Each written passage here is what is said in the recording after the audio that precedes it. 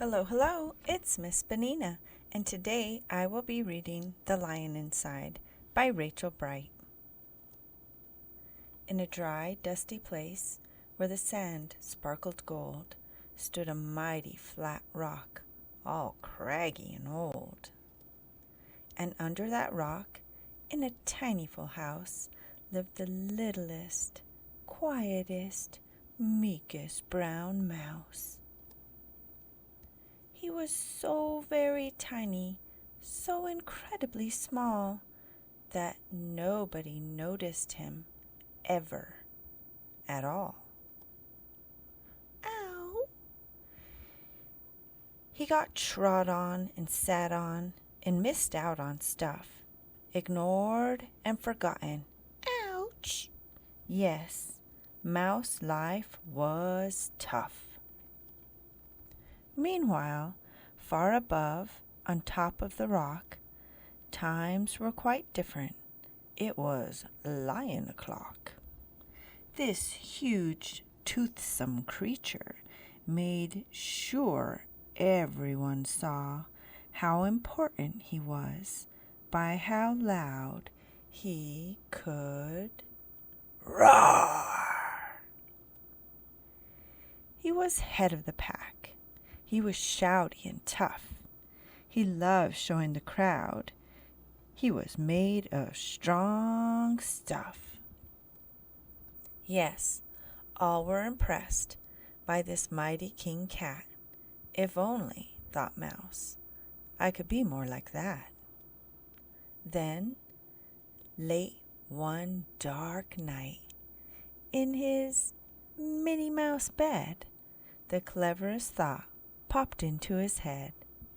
He jumped from the covers and held up a paw. "I've got it," he said. "What I need is a roar." Roar! I mean, what if this mouse with the weeniest squeak was a little more grrr and a little less meek?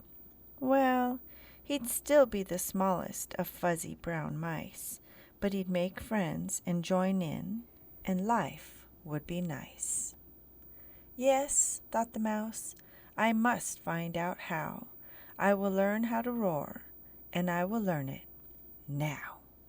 But, oh my gosh, there was only one beast who could teach him this thing, but might make him a feast. It was time to be strong, take a chance. After all, forever was such a long time to feel small. So he made himself brave, and he thought like a winner. He set off for the top, hoping not to be dinner. He felt the scariest thing he could do, but if you want things to change, first you have to change you. The further he climbed, the closer he got to the slumbering lion reclining on top. Then, at last, as he stood on his tippity toes, he found himself suddenly nose to nose. Ahem. Pardon me. Wake up, Mr. Lion. You've got company. I'm Squeak, Mr. Lion. What I've come to you for is Squeak. Do you think you could teach me your roar? A silence befell that twinkling plain. Lion opened his eyes and puffed out his mane. Time slowed right down. Why, it felt like a week. Then he opened his mouth and let out an eek. The lion was shaking his paws all all a fumble, he was backing away with a scrambling tumble. "Don't hurt me," he whispered. "Oh, try to be nice."